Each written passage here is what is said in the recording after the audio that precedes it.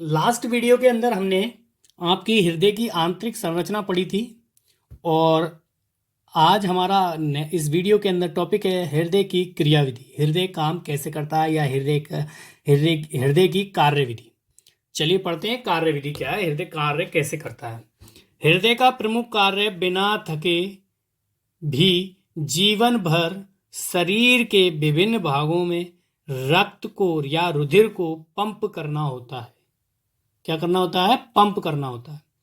शरीर के विभिन्न भागों से अशुद्ध रुधिर सिराओं द्वारा हृदय को पहुंचाया जाता है। देखिए, जो अशुद्ध रुधिर है वो सिराओं द्वारा हृदय को पहुंचाया जा रहा है। किसके द्वारा? सिराओं द्वारा। यानी सिराएं एक प्रकार की नसें होती हैं, नसों की सहायता से हृदय को अशुद्ध रुधिर पहुंचाया जाता है। किसकी सहायता से? सिराओं की सहायता से। मैं आपको दिखाना चाहूंगा यहां पर सिरा। देखिए, ये आपको दिख रही होंगी वाई फुफ्फसीय सिरा जो फेफड़ों से जुड़ती हैं। वाई फुफ्फसीय सिरा और यहां पर दाई फुफ्फसीय सिरा।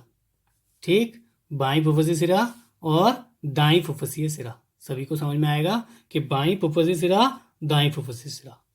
ठीक, यहां पर ये बात करेंगे। इन सिराओं की सहायता से क्या होता है? अशुद्ध रुधिर को, किसको? अशुद्ध, जो शुद्ध नहीं है, अशुद्ध रुधिर को हृदय तक पहुंचाया जाता है। कहां पहुंचाया जाता है? हृदय को पहुंचाया जाता है। हृदय इस अशुद्ध रुधिर को शुद्ध करने के लिए फेफड़ों में पहुंचाता है। किसमें पहुंचाता है? फेफड़ों में पहुंचाता है। किसमें पहुंचाता है? फेफड़ों में पहुंचाता है। हृदय इस अशुद्ध रुधिर को शुद्ध करने के लिए फेफड़ों में पहुंचाता है। इस कार्य को संपन्न करने के लिए हृदय हर पल सिकुड़ता तथा शिथिल होता रहता है। मतलब पंपिंग करता है, धड़कता है ना दिल, वही सिकुड़ता है और फिर फैलता है, सिकुड़ता है, फैलता है, सिकुड़ता है, फैलता है। तो हृदय हर पल सिकुड़ता तथा शिथिल होता रहता है, यानी कि धड़कता रहता है। आगे बढ़ते हैं हम इसकी संरचना पर। चलिए देखते हैं। शरीर के विभिन्न भागों से अशुद्ध रक्त सिराओं द्वारा एकत्रित होकर, मतलब शरीर के विभिन्न भागों से, हमारे शरीर के विभिन्न भाग हैं, ठीक, उन भागों से अशुद्ध रक्त सिराओं द्वारा एकत्रित होकर महाशिरा के द्वारा हृदय के दाएं आलिंद में एकत्रित होता है। देखिए, शरीर के विभिन्न भागों से अशुद्ध रक्त सिराओं द्वारा एकत्रित होकर महाशिरा के द्वारा, किसके द्वारा? महाशिरा के द्वारा हृदय के दाएं आलिंद में एकत्रित होता है। हृदय के किसमें? दाएं आलिंद में एकत्रित होता है। मैं चित्र में आपको दिखाना चाहूंगा। ये अग्र महाशिरा है और ये आपकी पश्च महाशिरा है। शरीर के विभिन्न भागों से अशुद्ध रक्त, शरीर के विभिन्न भागों से अशुद्ध रक्त, ठीक, सिराओं द्वारा, ये सिरा, ये आपकी पश्च महाशिरा, ये अग्र महाशिरा, ये मोटी वाली नली, ये वाली अग्र महाशिरा, और नीचे वाली जो नली है मोटी वाली वो कौन सी है? ये आपकी पश्च महाशिरा। तो यहाँ इसने बताया कि शरीर के विभिन्न भागों से अशुद्ध रक्त सिराओं द्वारा एकत्रित होकर महाशिरा के द्वारा हृदय के दाएं आलिंद में एकत्रित होता है। दायां आलिंद आपको दिख रहा है, ये दायां आलिंद यहां पर एकत्रित हो जाएगा, यहां पर एकत्रित हो जाता है। और जो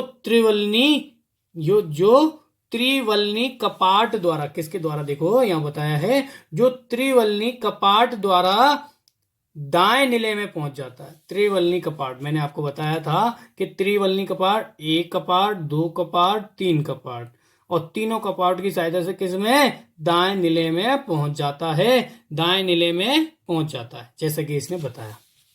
देखिए, किसमें पहुंच जाता है? दाएं नीले में पहुंच जाता है। फुफ्फसीय सिरा द्वारा फेफड़ों से शुद्ध रक्त बाएं आलिंद में, फुफ्फसीय सिरा द्वारा। अब फुफ्फसीय सिरा द्वारा देखिए, बाएं फुफ्फसीय सिरा मैंने आपको बताई थी क्या, बाएं फुफ्फुसीय सिरा मैंने आपको बताई थी। यहां पर इसने बताया कि फुफ्फुसीय सिराओं द्वारा फेफड़ों से शुद्ध रक्त बाएं आलिंद में आता है। किस में आता है, बाएं आलिंद में आता है। ये आपको दिख रहा होगा बायां आलिंद, और यहां से ये फुफ्फुसीय सिरा आपको दिख रही होंगी। फेफड़ों की सहायता से यहां पर क्या होगा, फुफ्फुसीय सिराओं की सहायता से शुद्ध रक्त जो है किस में आता है, बाएं आलिंद में आता है। किस में आता है, शुद्ध रक्त किस में आ जाता है, बाएं आलिंद में आता है।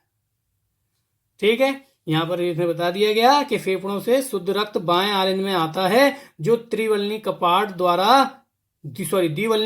द्वारा बाएं नीले में चला जाता है। द्विवल्नी कपाट मैंने आपको बताए थे, यहां पर द्विवल्नी कपाट है, ये द्विवल्नी कपाट है। क्या है ये, द्विवल्नी कपाट है। इनकी सहायता से किसमें, बाएं नीले में आ जाता है शुद्ध रक्त। ठीक, चला जाता। आगे देखते हैं क्या बता रहा है। तथा बाएं नीले से शुद्ध रक्त, अब बाएं नीले में अभी आपका आया था, बाएं नीले के अंदर, इसके अंदर जो है आपका शुद्ध रक्त आ गया था। बाएं नीले से शुद्ध रक्त महाधमनी द्वारा शरीर के विभिन्न भागों को भेज दिया जाता है। महाधमनी द्वारा, देखिए महाधमनी द्वारा किसमें भेज दिया जाता है, शरीर के विभिन्न भागों में भेज दिया जाता है, महाधमनी द्वारा। बाएं नीले में आ गया था। बाएं नीले के बाद इसने बताया यहां पर देखिए कि बाएं नीले से शुद्ध रक्त महाधमनी द्वारा। अब बाएं नीले में तो आ गया था, अब इसके द्वारा, किसके द्वारा, महाधमनी द्वारा। किसके द्वारा, महाधमनी। आपको दिख रहा होगा, देखो महाधमनी, ये सबसे ऊपर महाधमनी चाप दिख रहा है। इसकी सहायता से शुद्ध रक्त क्या है, शरीर के सभी भागों तक पहुंचा दिया जाता है।